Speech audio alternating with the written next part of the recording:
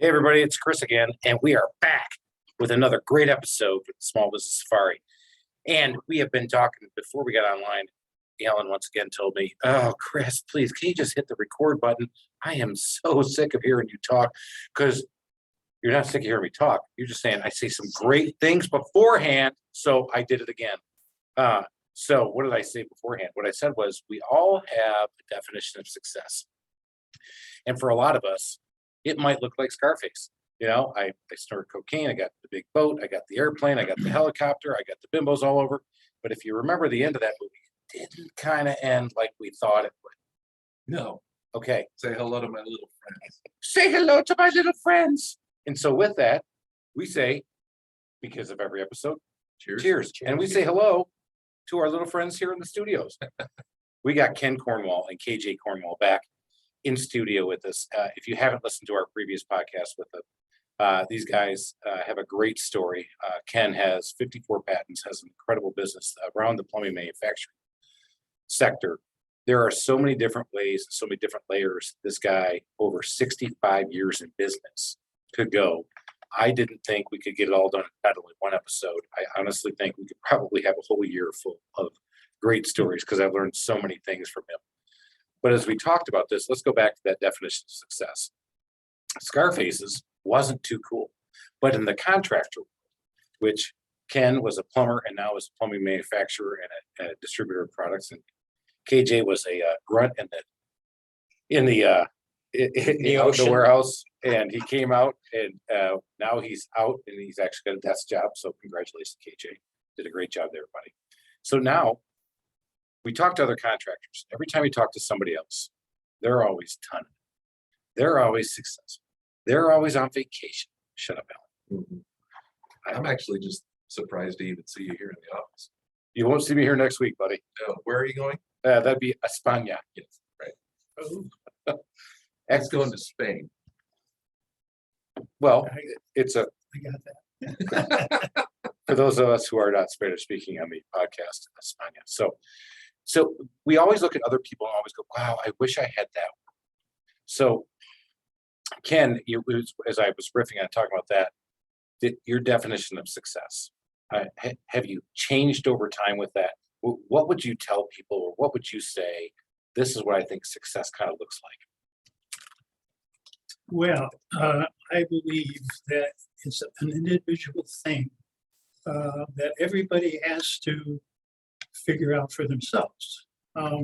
If you are running a business, you have to figure out what you want to do with this business, how large you want to get, how many people you want to hire, all kinds of things that enter your mind that have to be involved with that success figure. I never figured success was how large my business was. A lot of people are. What I was concerned about was providing a product that works, that other people can use to their advantage, and I can make money with it. The most important part of this thing is making money. Without making money, nothing works. So, number one, have a product that works and make money selling. Now, where do you go from there? You can go all the different steps to a point where you are a billion-dollar company. And there's so many companies that I know about that have gone from 12 million a year to 4 billion. One company. And I've talked to them on the phone. I've talked to people that have told me the big companies, they want to buy us and stuff like that. And I told them, well, we're a small company and whatever. And they said, well, we were too. We were your size 15 years ago. And now we're this size. You can do it too. So this is kind of a thing that I get from different people that have been very successful. I've been successful in my own way. I have made a lot of money. I have probably made a lot more money than most presidents of pretty big outfits are concerned. So that's important to me, and putting that money back into the company to make it better in one way or another.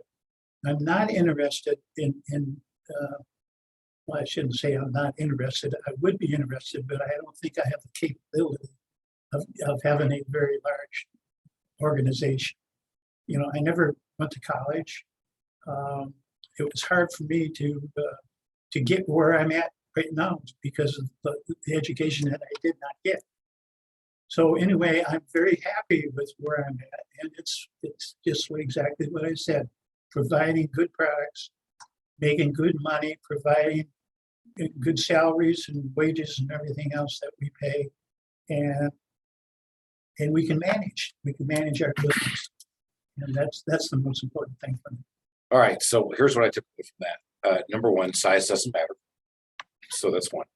Number two, that does, because that's good. The guy who's doing the $4 billion a year company is not, maybe he's not as happy as we are. I'm almost believing that.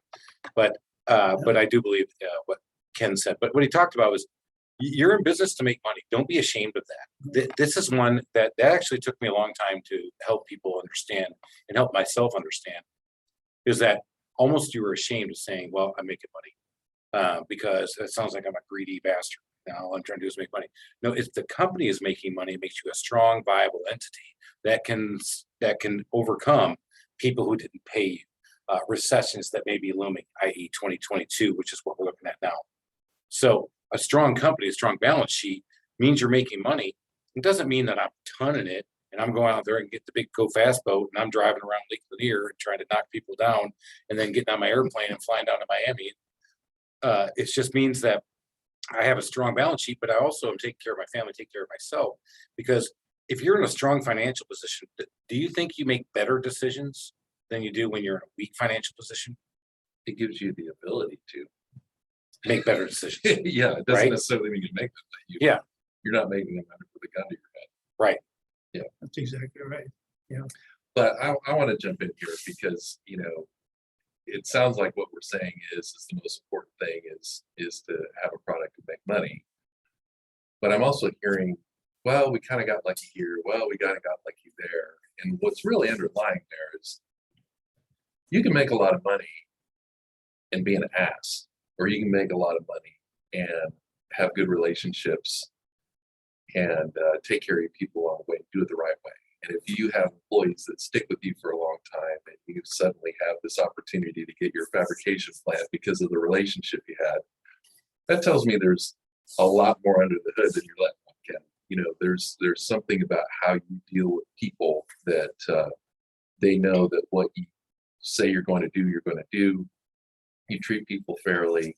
They're willing to take risks with you. I mean, there's a lot more to the culture piece that I would love to hear, 65 years Well, of Alan, experience that's on that. really the only thing that works. Other than that, it doesn't work. I can applaud it. You either got to be happy with what you're doing or you're not. And you can't be happy trying to screw people or anything like that. I mean, it's contrary to who you are. I mean, there's just no way It you should can be. operate. Now, if you do operate that way, it's going to be a catastrophe. It just does not work. It's just common law says if you don't treat people right, they're not going to treat you right. And it's not just right. If I sell a product to somebody, if it doesn't work, then you got to take care of that problem, whatever way it's fair. The biggest part is having a product that people buy. And when they buy it, it's got to be good, and you should make a profit off of what you're selling. Everybody's happy that way. Any other way, one person's not going to be happy anyway. It's got to happen on a two-way street, and if you can't live like that, you're not going to be successful. We also at our place, we also care and enjoy our customers. It's one thing we've discovered that when we first went in business, we had to go to market a certain way. And we discovered that our product line, that was wrong. It was the way it was set up, the way we started, we didn't know any better. It was wrong the way we went to market through, reps, wholesalers, and then our end user. But what happened was since our product was so technical, we ended up speaking to the end user, and that relationship is a wonderful one. They love us, we love them. They tell us what we need to know. Again, it's technical, so they give us the answers we need to make them out of our Lego block thing. We make them what they need and want, and price is gone. It's not even a matter of price anymore. I get calls from our customers, and it's like they're our buddies, and then can you help us? And actually, we really do care about them, and we actually think for them, and our customer service is huge. It's one thing having a great product, which we do, but we really cater to our customer and do everything humanly possible that we can to satisfy their situation. And they see it. And I can't tell you that, even if we fail, the fact that they know we're trying our hardest, we got their business. It's done. It's huge. All right, you hit on a number of things. First of all, I will say clearly you're not the business to consumer market like me working with homeowners, because when I hear I love my customers, puke me. So I said that. Actually, I wrote that down and shared that with KJ. But bottom line is, you hit something. We talked about the fact that you guys have 50 patents. You get a 17-year stranglehold basically on the market. You can do whatever you want. You can treat people how you want. You can do whatever you want, and you could do this. But you guys chose to hit the customer experience and actually adding value to those plumbers at the end of the day. So when you talked about not just loving your customers, but as you talk to them, you realize you're making their job easier. And by making their job easier, they're able to hit their own personal financial goals and take care of their families and do what they got to do, because you just made their job easier and makes them like their product more. You're adding value. You sold a widget, but you actually added the customer experience piece on top of this that a lot of times some of the big guys forget about. But the great gold nugget that I'm pretty sure I heard you say is when you wrap your product with that kind of true service where you really care, price doesn't matter. Yep. Right there. So back to what we said before, it's not all about making money, but it is, if you want to run a strong business and help provide for not only your company, but your customers that are servicing you, they aren't questioning the money, because those guys realize the value you provided, because you kept them from ordering the wrong pieces. You kept them from making a deadline. You kept them from delivering to that GC who said, hey man, you don't have this done by Sunday. You owe me 50 grand. Whoa, I didn't sign that contract. You guys have heard these stories, I'm sure. So really what we're talking about, Chris, is business to business. I wouldn't want to be in your business because That's why Chris is on vacation all the time. because I understand the problems that come up, and they're really minor and they're major to some people, minor to other people, and it's a bigger problem. But what we look to do is to have our customer obtain something that's going to make them more money. It's going to make their life easier. And if you can continue that in everything you do as far as new products are concerned, if you're not going to do that, it doesn't matter. I mean, you're whistling Dixie unless you can make their life better. And, Right. And That's a usually great they sell. repay you, right? And that's not always It's like true with you. it's like going to a great It is not always true in the home services business. I can promise you that it's that the mentality is just a slightly bit different, but it's still back to what you said.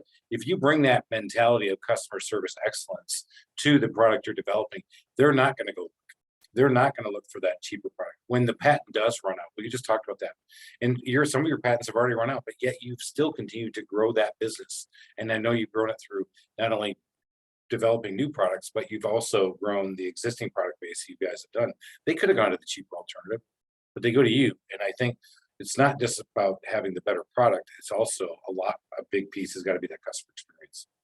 absolutely. Well, I could say that our customers don't drop us, but all the other contractors out there are doing it for price. Yeah. Yeah, but they don't really get all the advantages that we could offer them. But they're going to settle down on this price thing, which gets them nowhere. Really. If you can get a product that gets you somewhere, It's a lot better than buying a product that gets you nowhere, except price. I want to go to a point. So you guys, we talked about the business, and we're again back to the listeners. We either are thinking about starting a business or we're trying to scale a business. As you guys were scaling your business, you guys are into it. Was there a time where you just went, you know what, that's enough. I'm done. This is it. Closing it up. I know we talked about this in previous episodes that you watched the decline in the late 70s, early 80s of your plumbing business and started a manufacturing business out of it because you saw a better opportunity there. But after you get the manufacturing business, was there ever a time where it's like, you know what, screw it. I'm cashing out. I'm out of here. I've done what I got to do. I got to go. Absolutely. I could talk about 2 or 3 different times that happened. I came out with a product. I don't know how much time we got, but I came out with a product called the Code Red. And that Code Red product I like that name. was a fitting that I made that goes on top of a plumbing stem. It's for plastic pipe. It was a Y fitting that had a cast iron plug in the inside with a harness that held the plug in place. Okay, if you had a fire in the plumbing system in the plastic pipe, it would burn through the plastic, and then seeking the action, it would run up, burn out the harness. The plug would drop down and stop the fire. It was a fantastic product. Okay, we won a national award. The Nova, the 1992 Nova Award, my dad won.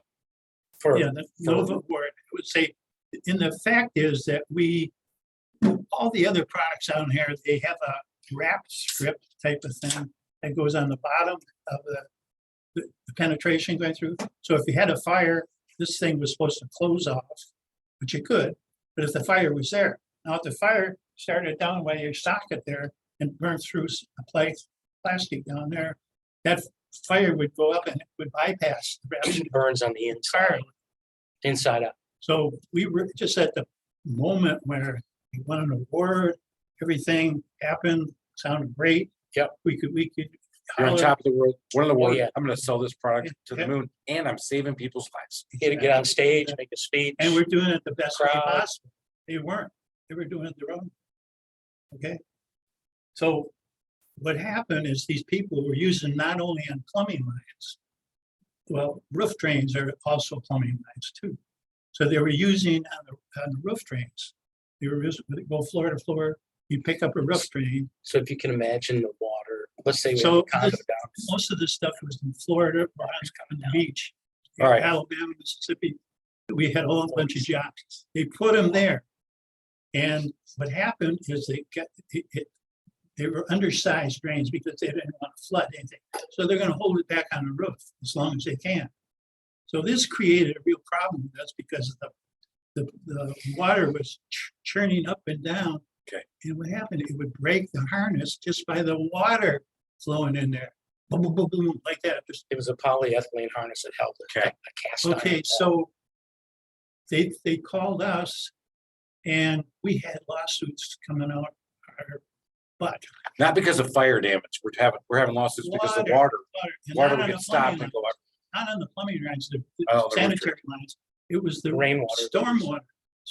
So you're a great product. You won the award. You're on the thing. You got the Nobel Peace Prize in the hand. You're going up and down. I've made it. I'm God. Look at me. I'm on top of the world.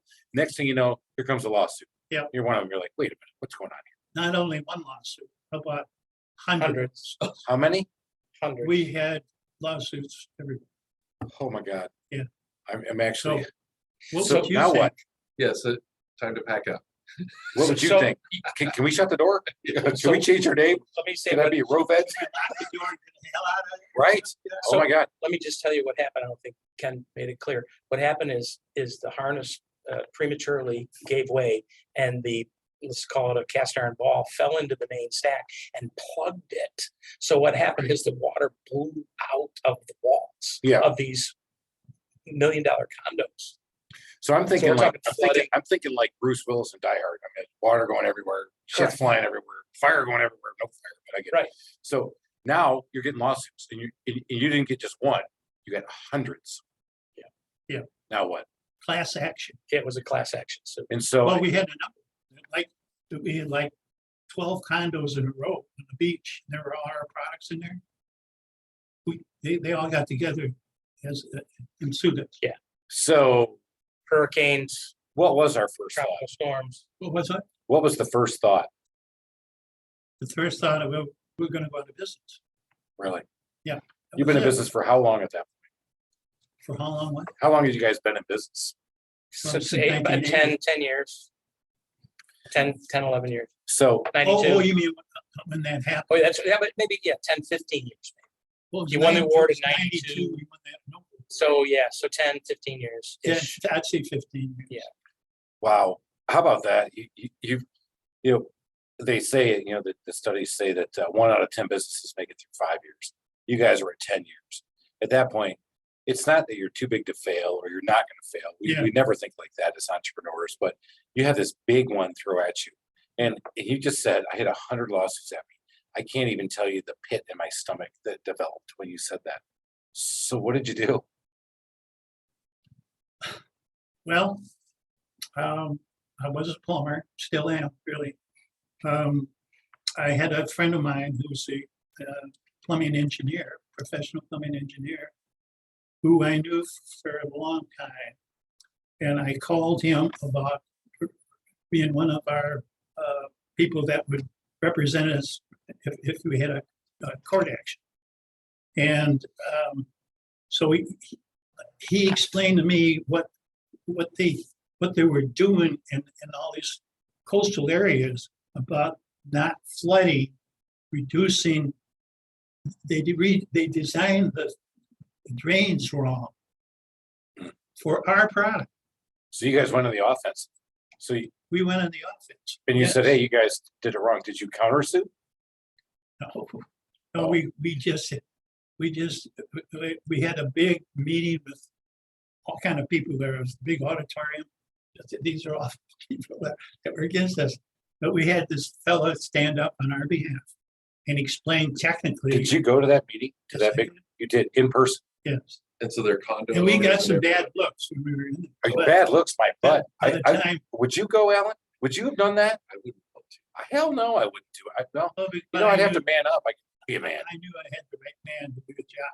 Yeah, but you He went got with it. I wouldn't go. He got up and spewed out all this technical stuff and everything that went with it. And he said that it was against the code to do what they did as far as designing the flow of that Yeah. rough They drain. weren't large enough to Okay. handle that. The much. whole So- thing, The whole thing. the whole thing. So the only thing it cost you at that point was lawyers' fees. Yeah. And so, of course, as we all know with the legal system, that happened on a Thursday, all 100 lawsuits, and on Monday it was done, right? Oh, no. No, how long did that take? So I can't It, remember. I'd it, say it took a while, but we A also year? stopped selling the product. close to right a away. year. We stopped some. We stopped selling the product. We still have. So were you still developing product, or did you have to be so distracted with this for a year to go through this lawsuit and defending it and working on it? Did it disrupt your business that far? And over that year, were you still thinking, oh my God, I might still lose Yeah, this? we designed another product that took its place. That's all. There you go. Correct. So sometimes when you're faced with option A and that's all you can see, sometimes option B and C are there. You just got to see them. Yeah. So when the pandemic hit, all we could see was that, oh, this means the world's closing down. We're all done. But it was hard for me to look at option B and C of saying, you know what, in my business, people are actually going to want to stay at home. I'm going to be at home more. I can do more work. Well, but they won't let me in their house. So do I close my business? Do I shut it down? Or do I just weather the storm? And of course, I was in a good financial position. I could handle it. We weathered the storm and then we came out of this thing even better. But when you're staring at lawsuit, Yeah. closing my business, it is hard to pivot and say, you know what, I just developed another product. You know what? I just decided to develop another line so I can do something else. Well, we benefited the fact that it was a class action. It became a class action suit, which Well, is, we had both. We had. we did have, but I learned back in the day that, since it was a class action suit, if once it's over, no one else could come back and sue you again. Yeah, that's a Never- good I mean, one. I A don't- lot of people it's don't technical. realize that.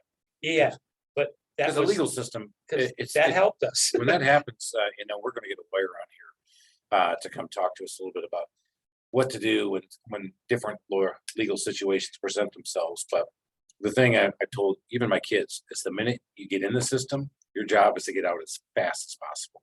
Well, And they will not let you get out fast. all the other lawsuits are dropped because once they found out what the cost was, they didn't want to go to court and spend a lot of money and have the same guy tell them what the problem was. Right. So we were.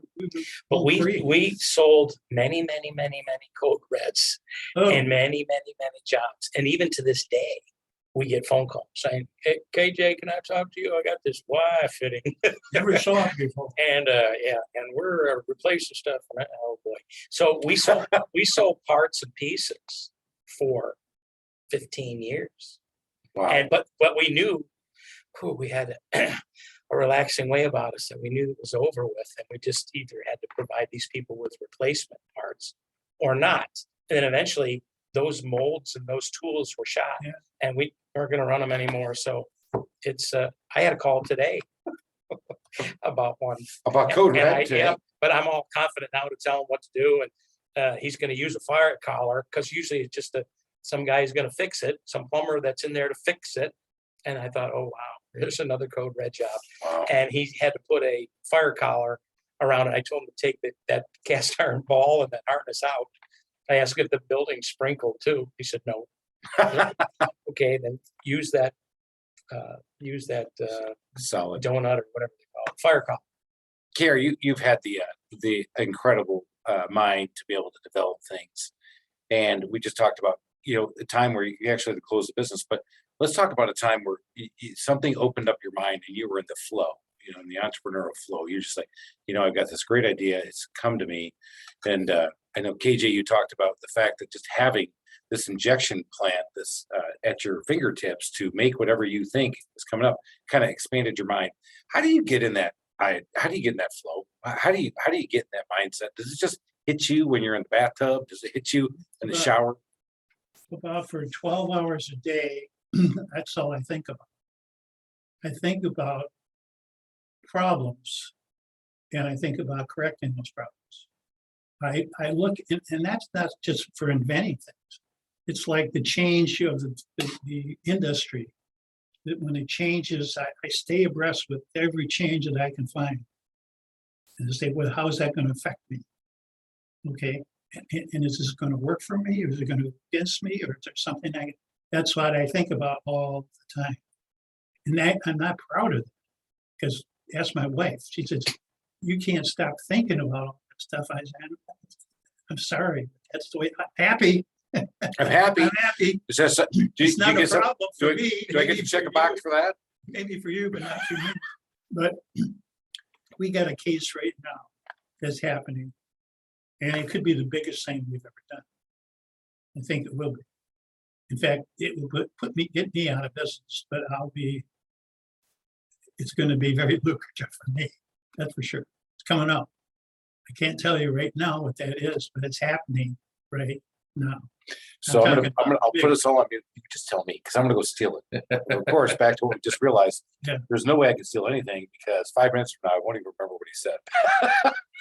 So Chris, when we go to ball games and stuff and we're walking down the corridor in a staircase, Ken's looking at the DWD piping and the hangers and all that stuff constantly. So what KJ's talking about is that we go to the Mercedes-Benz Stadium, and I've done this. I've been with Ken. We're walking out, and he and KJ they're walking really slow. I'm like, dude, can we just get out of here? And they're looking up.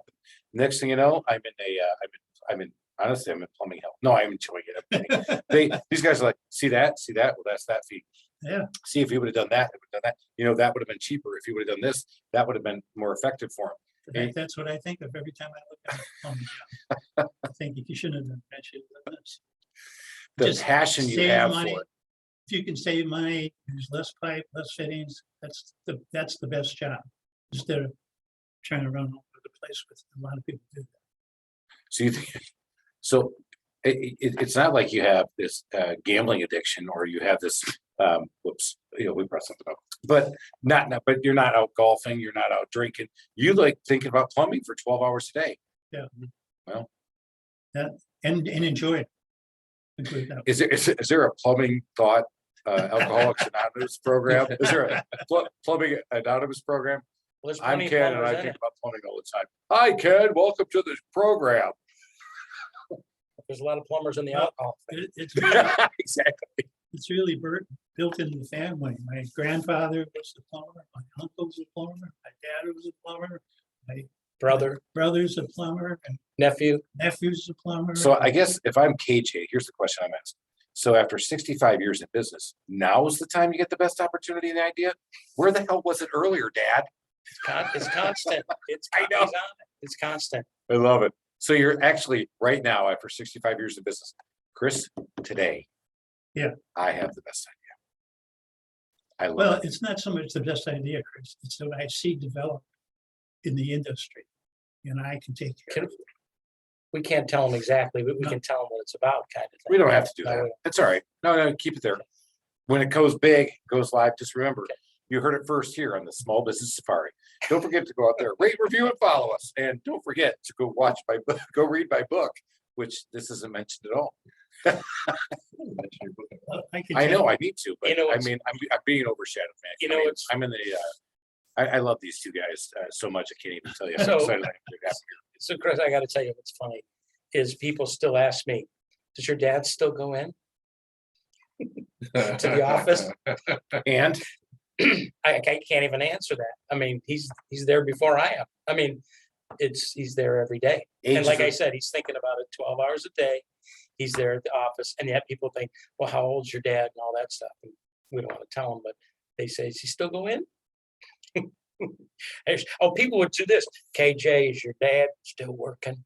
He says, I'm 72 and I'm still doing what I'm doing. I said, well, then you don't want to know. you don't want to know. You know what? So age is a number. You've proven that over and over.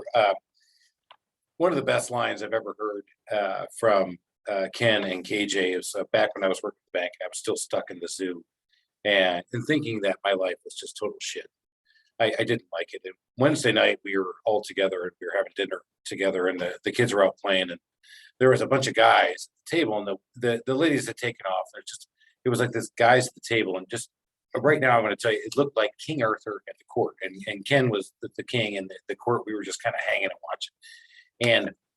And a conversation came up, and we were all kind of let's face it, I was being whiny. It wasn't everybody, it was me, and I was whining, and he said, Chris, I think if you look around the table, we would all put our issues on the table, kind of like we're playing cards. We'll put our issues on the table, and when we're done, everybody explains their issue. When you're done, everybody will probably take their same issue back. And he was right. Oh, we were going to take somebody else's issue in place of yours. Yeah, and I was What saying, happened is everybody took their own issue. everybody back. took their own issue back. Yeah. So sometimes when you look at everybody else, we talked about this definition of success, or, oh my gosh, I have 100 lawsuits on me. Would you take that? No. Right. And so when you feel like you have the weight of the world on your shoulders and nobody else wants it, when you compare yourself to others, not that misery loves company, but the point is, wouldn't you rather run with the devil you know? And that's the issue you have at hand. And sometimes you need to embrace that to get through that thought process, because every morning we wake up, we solve problems. Contrary to that, Chris, if you had 100 lawsuits against you and you knew you could beat them, you would take them back, Yeah. and it would be fun. As long as you know you could beat them. So I win the award. Honestly, here's what I would do. I would have had that award. I would have taken those 100 lawsuits. I would have had somebody take a picture of me on top of those 100 lawsuits with me with one finger and one trophy in the air going, take that, baby, take that. It's still a great product. But then again, that's why I didn't develop the product or come up with it, So, because I'm too immature to handle it. and are we gonna talk about the other one too? What's the other one? The other Aren't we issue done? we got. You wanna hear about the other one that we If got passed? we got time, I'd love to talk about it. The other, was it Why don't you- the why Pro don't you- Seal plug? What? The Pro Seal plug? Oh, That was the other one to quit, right? All right, so there's another one. All right, so you don't have to explain everything about what happened, but tell us what happened, how many people, and then boom, it came at you. I'd like to hear a little bit more about how it was presented to you. Was it dripped out to you, or was it just like one big massive boulder flying at you? But yeah, explain a little bit more about what It was happened, a boulder, really. same kind of thing. I don't know if they want to go into the details, but it's similar. Yeah, thing. yeah, we were around first. We had our product out first. Yeah. And our product was, it was a water penetration where people ran usually metallic pipe for water. Copper was a big Copper, one. copper was a big deal back in the day, and that's what our system, it was great. And another thing we didn't even talk about was when Ken would do these fire tests and stuff, he kind of learned every time he did it. And this particular penetration was for water, and it went through our sleeve, and there was a grommet that held the pipe within the sleeve. And it took from 1/2-inch copper all the way to 1.5-inch copper. And we have all these plugs that have holes in them, and they're split. And they go around, and they're made of different kind of plastics. I don't know what the material was, but we were around for a long time. And then they changed out in the industry. This is what he's talking about, staying up with what's happening. They changed from copper to CPVC pipe. PEX pipe. And CPVC back in the day, there was a company called BF Goodrich. Have you heard of them? I've heard of that one. Okay. They produced something called Flow Guard Gold, which was, they came up with a new pipe. It's going to replace copper. And you don't think of things like this. But what happened was we still sold our system for water, but instead of copper going through with our grommet made of a flexible PVC, what happened was over time, it would cause failures in the BF Goodrich product, Okay, the Flow Guard Gold. Got it. Water pipe. So if there is a failure is in that water bad? pipe, that's bad. That's so bad. pipe So- failure is bad. So what We've I established remember that. is, And having it happen at BF Goodrich's part, so It's even worse. for the listeners out there, if they were a kid that fished and you had a tackle box and you had those rubber worms, the rubber worm would lean against the bobber, and some of you can relate to this. It would kind of eat away at the bobber. There was a chemical reaction that took place without any heat or cold or anything. It was the plasticizers leached into one another. And so here we were in business, and the Flow Guard Gold just came out. Then all of a sudden, Well, we didn't know culprits. where they were going to use the water pipe. We didn't know whether they were going to use it, and here we find out they're using it on CPVC. And we thought, well, that's okay. That should be all right. We found out that the material, it's a flexible PVC material, which is flexible. It's looked like rubber. It's not. It's right? flexible PVC. It's got plasticizers in it that make it soft. So what happens is the plasticizers leached into the PVC, made it soft, and sooner or later, I'm not laughing, but I Yes, gotta you say, I am, because yeah, you're laughing. I am laughing because I developed a great product and out comes BF Goodrich Yeah. and they totally F me. And then my worm is eating their bobber. That's Yeah. correct. Exactly. Your anchor, And that's why I'm laughing. your boat scratched my ankle. Come on. I was here first. Yeah, well, you're not big enough. All right, so what happens? Well, Came we out with got another through it. product. We, But they sued you? no, No. somebody sued. Yeah, oh yeah. Oh, the owners of condos and everything else sued us. Those condo owners are a litigious bunch, it would appear. Mhm. Yeah, well, Yeah, they- note to self, they if always you're gonna buy a have- Can't condo, take a don't. joke. They always have somebody egging them on to do it, though. Yeah. Lawyers. That's true. Lawyers are always coming in there. You want me to check out your place? Yeah. And Right. they'll split the profits of whatever.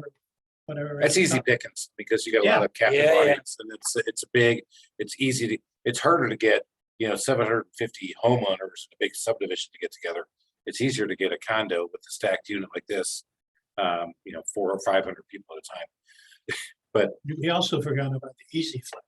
Yeah, that's another the third So time that's that the we're gonna third- quit. well, But you anyway, guys, I'm talking about, let's armadillo up here, man. Boom, take another shot. I got another price. Boom, can't do me, can't take me out. Yeah, well, my worm's gonna eat your bobber. Take that.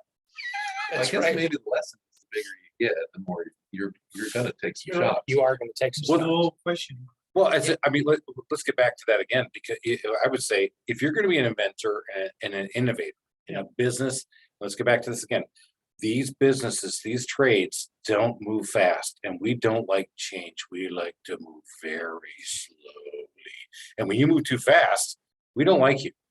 And we won't defend you if a lawyer comes in here with his fancy suit and his fancy shoes, and he comes in and goes, "Hey, I got you guys." The other guys are rally around you and go, "Hey, you know what? Ken's one of us, so he stays." No, Ken, he's always been an outlier. He's always been one of those guys kind of making things up. Of course you're going to be out there, right? Actually, you said a mouthful, because there's people in different areas that love to turn us down. And I see it all the time. Those old codger guys that are going by the book, and here some whippersnappers inventing new stuff for an old industry. And I've seen them, and they take it upon themselves to shut us down in different places. It's like But crazy. you gotta learn from these things. If you don't learn from these things and know that there's a way out somehow. If you do everything honestly and everything else, there should be a way out for you. I remember talking about Americans and Japanese. Americans will bring a product out on the market and see how it does.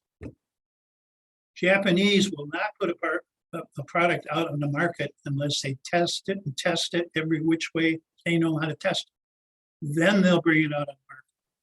We're not like that here. If you remember our cars, they would just blow the cars out, sell the cars new.